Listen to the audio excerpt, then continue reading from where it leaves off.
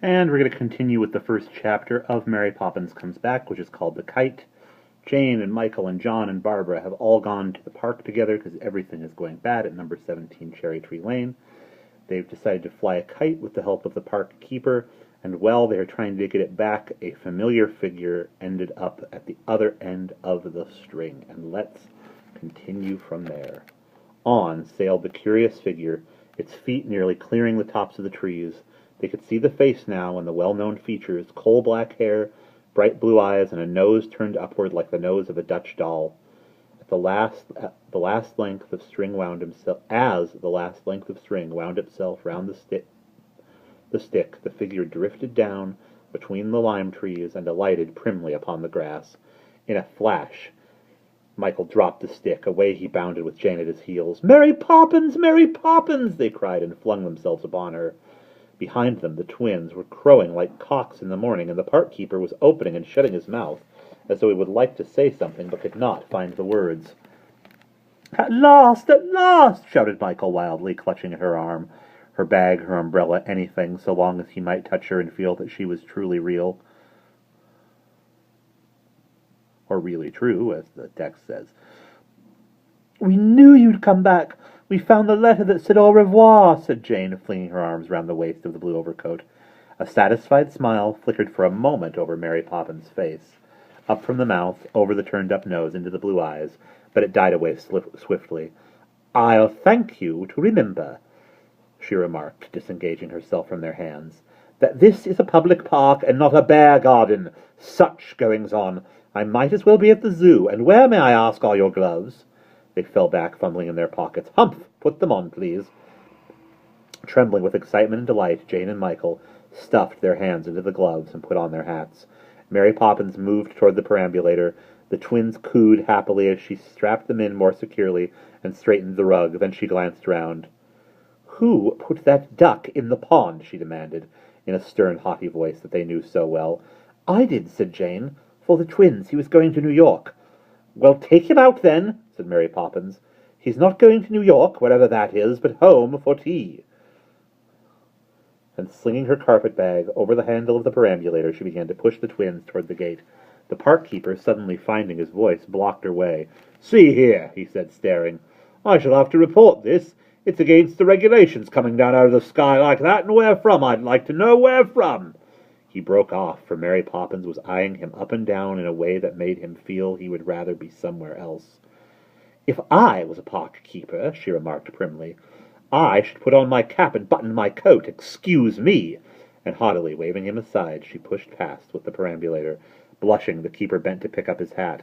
When he looked up again, Mary Poppins and the children had disappeared through the gate of number 17, Cherry Tree Lane. He stared at the path.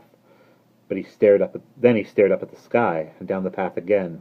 He took off his hat, scratched his head, and put it on again. "I never saw such a thing," he said shakily. "Not even when I was a boy." And he went away, muttering and looking very upset. "Why, it's Mary Poppins," said Mrs. Banks as they came into the hall. "Where did you come from, out of the blue?" "Yes," began Michael joyfully. "She came down on the end—" He stopped short, for Mary Poppins had fixed him with one of her terrible looks. "Found them in the park, ma'am," she said, turning to Mrs. Banks. "So I brought them home." "Have you come to stay, then?" "For the present, ma'am." "But, Mary Poppins, last time you were here you left me without a word of warning. How do I know you won't do it again?" "You don't, ma'am," replied Mary Poppins calmly. Mrs. Banks looked rather taken aback. But will you, do you think?" she asked uncertainly. "I couldn't say, ma'am, I'm sure." "Oh," said Mrs. Banks, because at that moment she couldn't think of anything else. And before she had recovered from her surprise, Mary Poppins had taken her carpet-bag and was hurrying the children upstairs. Mrs. Banks, gazing after them, heard the nursery door shut quietly. Then, with a sigh of relief, she ran to the telephone. "Mary Poppins has come back," she said happily into the receiver. "Has she indeed?" said Mr. Banks at the other end. "Then perhaps I will too," and he rang off. Upstairs, Mary Poppins was taking off her overcoat. She hung it on a hook beside the night nursery door. Then she removed her hat and placed it neatly on one of the bedposts. Jane and Michael watched the familiar movements. Everything about her was just as it had always been. They could hardly believe she had ever been away. Mary Poppins bent down and opened the carpet-bag. It was quite empty except for a large thermometer. "What's that for?" said Jane curiously. "You," said Mary Poppins. "But I'm not ill," Jane protested. "It's 2 months since I had measles." "Open!" said Mary Poppins in a voice that made Jane shut her eyes very quickly and open her mouth. The thermometer slipped in. "I want to know how you've been behaving since I went away," remarked Mary Poppins sternly. Then she took the thermometer and held it up to the light. "Careless, thoughtless and careless," she read out. Jane stared. "Humph!"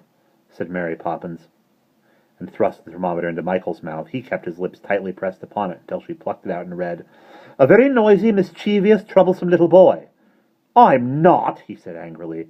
For answer, she thrust the thermometer under his nose, and he spelt out the large red letters, AVERYNOIS. "You see?" said Mary Poppins, looking at him triumphantly. She opened John's mouth and popped in the thermometer. "Peevish and excitable." That was John's temperature. And when Barbara was taken, Mary Poppins read out the 2 words, "thoroughly spoilt." "Hm," she snorted. "It's about time I came back." Then she popped it quickly into her own mouth, left it there for a moment, and took it out. "A very excellent and worthy person, thoroughly reliable in every particular." A pleased and conceited smile lit up her face as she read her temperature aloud. "I thought so," she said priggishly. "Now, tea and bed." It seemed to them no more than a minute before they had drunk their milk and eaten their coconut cakes, and were in and out of the bath. As usual, everything Mary Poppins did had the speed of electricity. Hooks and eyes rushed apart, buttons darted eagerly out of their holes, sponge and soap ran up and down like lightning, and towels dried with one rub. Mary Poppins walked along the row of beds, tucking them all in. Her starch-white apron crackled, and she smelt deliciously of newly made toast. When she came to Michael's bed, she bent down and rummaged under it for a minute. Then she carefully drew out her camp bedstead with her possessions and laid it upon Then she carefully drew out her camp bedstead with her possessions laid upon it in neat piles. The cake of sunlight soap, the toothbrush, the packet of hairpins, the bottle of scent, the small folding armchair, and the box of throat lozenges, also the 7 flannel nightgowns, the 4 cotton ones, the boots, the dominoes, the 2 bathing caps, and the postcard album. Jane and Michael sat up and stared. "Where do they come from?" demanded Michael. "I've been under my bed simply hundreds of times, and I know they weren't there before." Mary Poppins did not reply. She began to undress. Jane and Michael exchanged glances. They knew it was no good asking, because Mary Poppins never explained anything. She slipped off her starch-white collar and fumbled at the clip of a chain round her neck. "What's inside that?" inquired Michael, gazing at a small gold locket that hung from the end of the chain. "A portrait." "Whose?" "You'll know when the time comes, not before," she snapped. "When will the time come?" "When I go." They stared at her with startled eyes. "But Mary Poppins," cried Jane, "you won't ever leave us again, will you?" "Oh, say you won't." Mary Poppins glared at her. "A nice life I'd have," she remarked, "if I spent all my days with you." "But will you stay?" persisted Jane eagerly. Mary Poppins tossed the locket up and down on her palm. "I'll stay till the chain breaks," she said briefly, and popping a cotton nightgown over her head, she began to undress beneath it.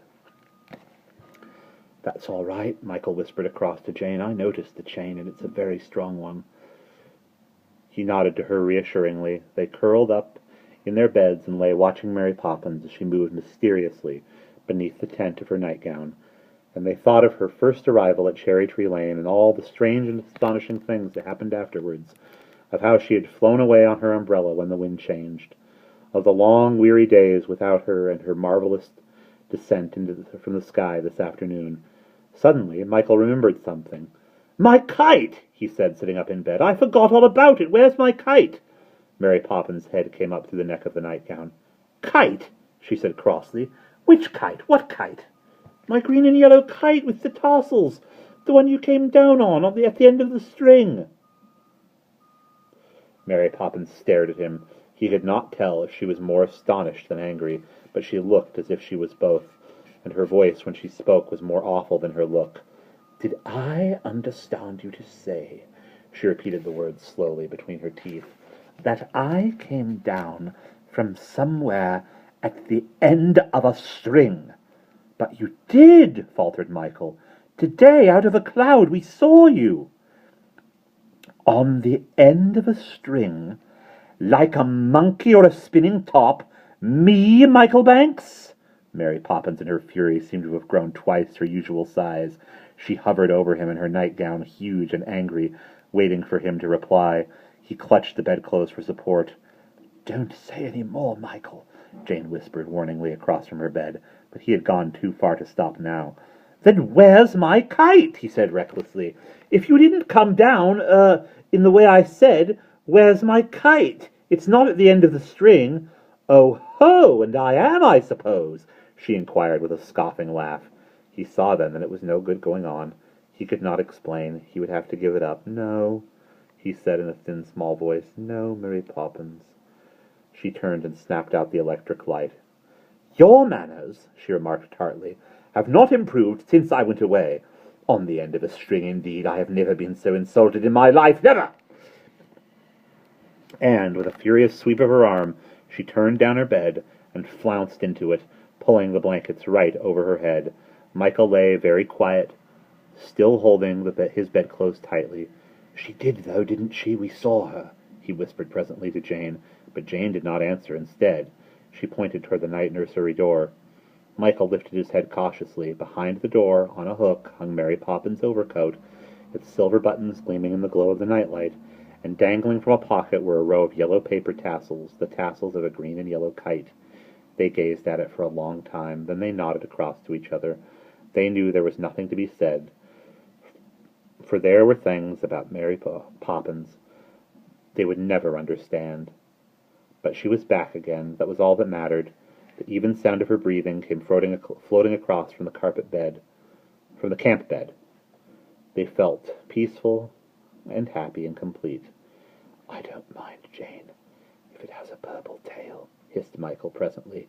No, Michael, said Jane. I really think a red would be better. And after that, there was no sound in the nursery, but the sound of 5 people breathing very quietly. Went Mr. Banks's pipe. Click, click went Mrs. Banks's knitting needles. Mr. Banks put his feet up on the study mantelpiece and snored a little. After a while, Mrs. Banks spoke.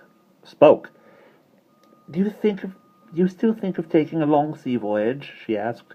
I don't think so. I'm rather a bad sailor, and my hat's all right now. I had the whole of it polished by the shoeblack at the corner, and it looks as good as new. Even better. Besides, now that Mary Poppins is back, my shaving water will be just the right temperature. Mrs. Banks smiled to herself and went on knitting. She felt very glad that Mr. Banks was such a bad sailor and that Mary Poppins had come back. Down in the kitchen, Mrs. Brill was putting a fresh bandage on Ellen's ankle.